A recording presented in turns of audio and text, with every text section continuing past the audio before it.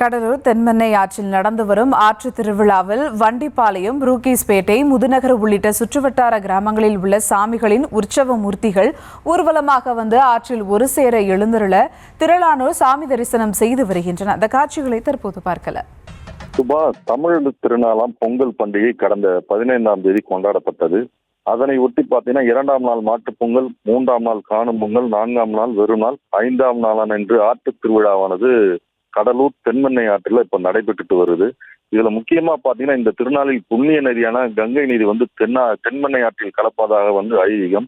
அதனால தென்மென்னை ஆற்றில அதை சுற்றி உள்ள கிராமங்களிலிருந்து, கோவில்களிலிருந்து உற்சவ மூர்த்திகள் வந்து தீர்த்தவாரி நடைபெறும் இடமான தென்மென்னை ஆற்று ஆல்பேட்டை பகுதிக்கு கொண்டு வரப்பட்டிருக்கு. கிட்டத்தட்ட 30க்கும் மேற்பட்ட கிராமங்களிலிருந்து சுவாமிகள் எழுந்தறியிருக்காங்க.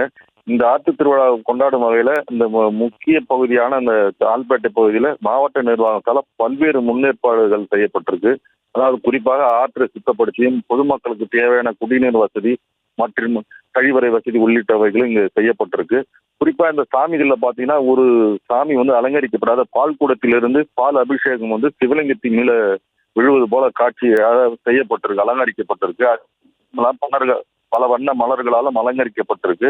இந்த இதுல வந்து பாத்தீங்கன்னா 30க்கும் மேற்பட்ட தீர்த்தவாரி சாமிகள் வந்திருந்தாலும் அந்தந்த பகுதியில வந்து தென்மென்னை ஆற்றில தங்களது முன்னோர்களுக்கு தர்ப்பணம் கொடுப்பதும் வாடிக்கையாக அந்த பொதுமக்கள் செஞ்சுட்டு இருக்காங்க. அது மட்டும் இல்லாம இந்த ஆற்று திருவிழாவில் மட்டும் கிடைக்கக்கூடிய இந்த சுருவள்ளி கிழங்கு, சக்கரவள்ளி கிழங்கு உள்ளிட்ட கிழங்குகளை வகைகளை வந்து பொதுமக்கள் ஆர்வமுடன் வாங்கி செல்லக்கூடிய காட்சியும் நம்மளால பார்க்க முடியுது.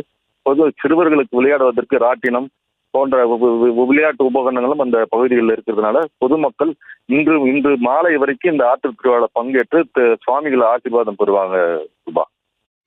விவரங்களுக்கு நன்றி பாரிவல்லர்.